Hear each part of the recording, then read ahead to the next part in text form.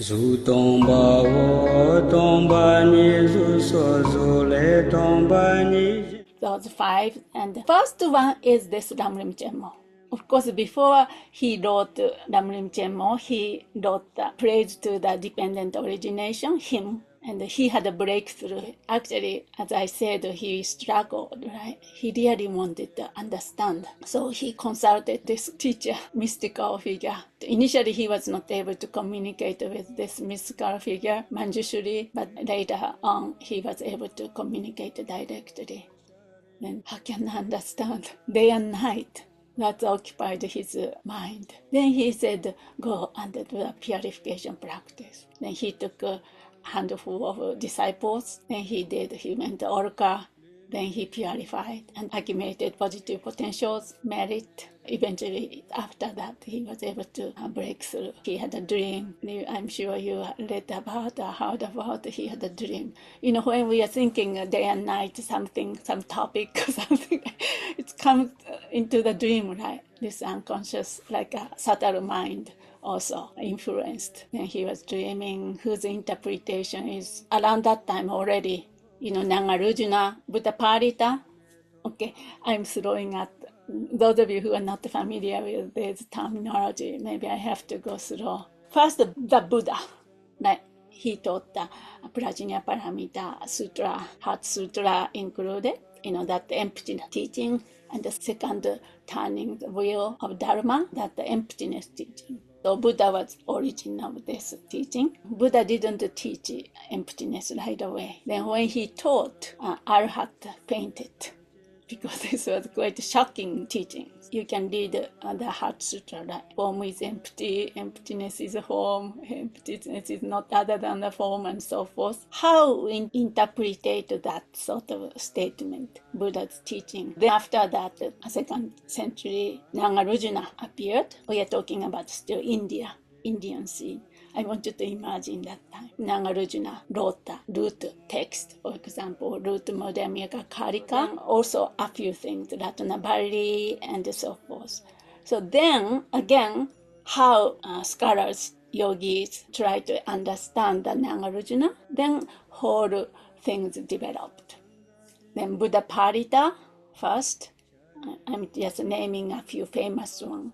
Then Baba Viveka criticized the Buddha Parita, but after that, Chandrakirti defended Buddha Parita, and so forth. So all these things going on. That is Indian, right? Still have a few Indian famous guys, about the interpretation of the Nagarjuna. Of course, Shantarakshita and Kamarashila. You know the Shantarakshita, Kamarashila, who came to Tibet, who were invited to Tibet, then had a Samya debate. Anyways, those Indian masters, interpreters of Nagarjuna, emptiness. Then came to Tibet. Before Lama Tsongkhapa, of course, there are quite a number of Tibetan masters who try to interpret Chandrakirti and so forth. Then finally, Lama Tsongkhapa, he knew all of them. He studied all of them. He was trying to really figure out and meditate and try to understand what the real meaning of emptiness. Then one day he had a dream. Of course, occupied day and night, those things, and dream. They are all circle, like here, like a little circle. They are kind of maybe discussing something. And then this blue-looking guy came and put the book onto his head. So that was Buddha Parita. That one of the early interpreter of Nagarjuna, not Baba Viveka. So Buddha Parita was that. Then he woke up.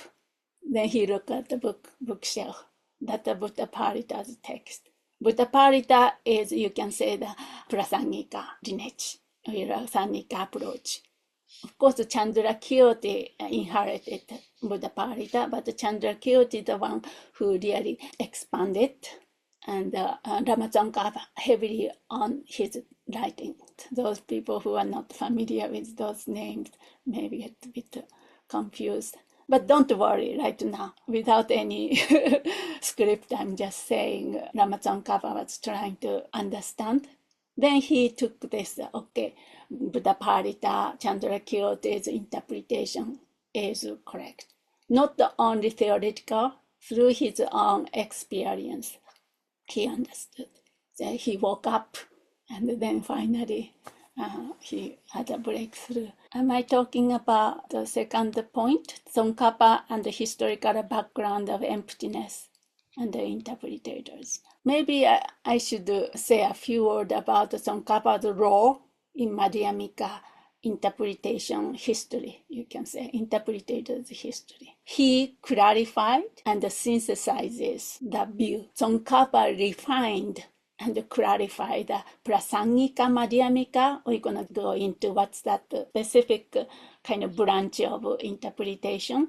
But anyway, he clarified this Prasangika Madhyamaka interpretation on emptiness. There are many different interpretations. A few, we're going to go into this. But one approach or interpretation is called the Prasangika consequence school, Madhyamaka, emphasizing dependent origination and rejecting all subtle form of, you can say, essentialism or the absolutism, too extreme, right? This is not new in a sense, like Buddha's took the middle way view, no nihilism or not absolutism or essentialism. Yeah. So anyway, he unpacked and also synthesizing the view and clarifying. So that's one of his contribution role at that time. He needed to do that because there are so many different confused misunderstanding around that time. Not only clarifying the view, but also the implication of that as important. So now he insisted on reasons, means like a conceptual critical reasoning is important. Of course, he accepts ultimate reality. Ultimately, we beyond, right? Like a Prajna Paramita's phrase, beyond the word, beyond the concept, beyond the expression, Prajna Paramita, I vow to you. So that one, ultimately. Of course, he understands that. But conventional level, we are using language right now. We are using rational thinking. We think we are not thinking rationally. But then as a human being, if our mental faculty is not distorted in general, that's a place where we have a commonality, right? He insisted on critical reasoning, importance of critical reasoning in terms of understanding emptiness. Emptiness is not just a vague idea or peace or sometimes fullness or peace. Even in Dakini's whisper, we meditate on that way, like a non-conceptual. There's a purpose for it. But in terms of understanding emptiness, nail the meaning of emptiness, need two things. Need the critical reasoning, like analysis, ultimate analysis, and deepen it through meditative absorption, samadhi.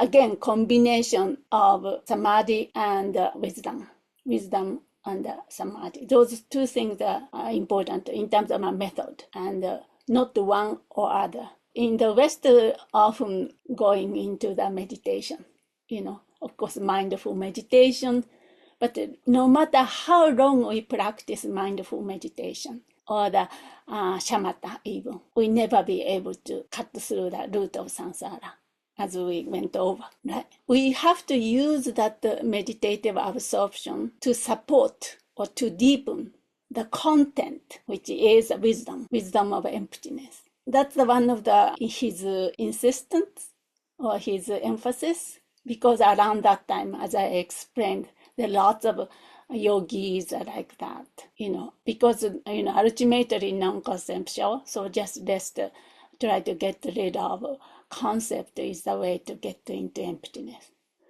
There is such a view in the West floating too.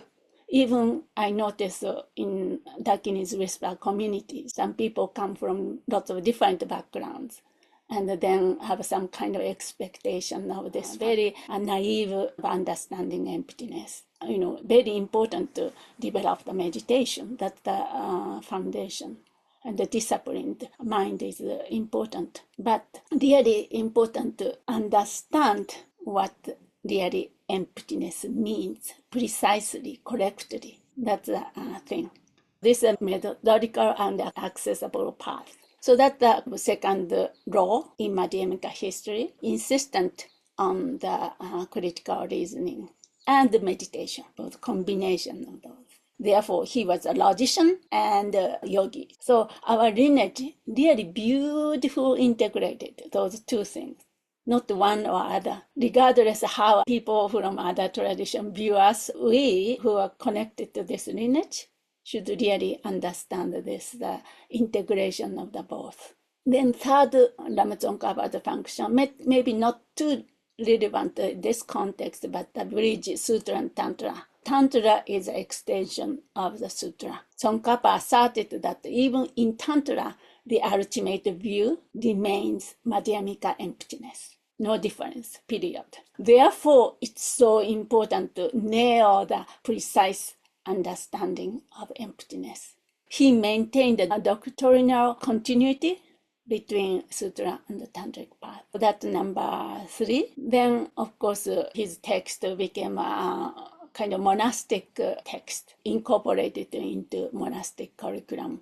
For example, illuminating the intent. Hopefully we can read later. That's the last big text he wrote on Madhyamaka. Gompa Lapsel became a cornerstone of Madhyamaka study in the Gelug tradition and remained so today.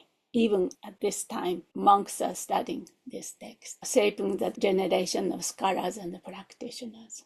And of course, he preserved the Madhyamaka middle way by refining and defending the middle way philosophy. Tsongkhapa ensured the Buddhist path remained free from the extreme of those two. I'm sure there are much more to it, but that's something I can say in terms of his role in Madhyamaka history.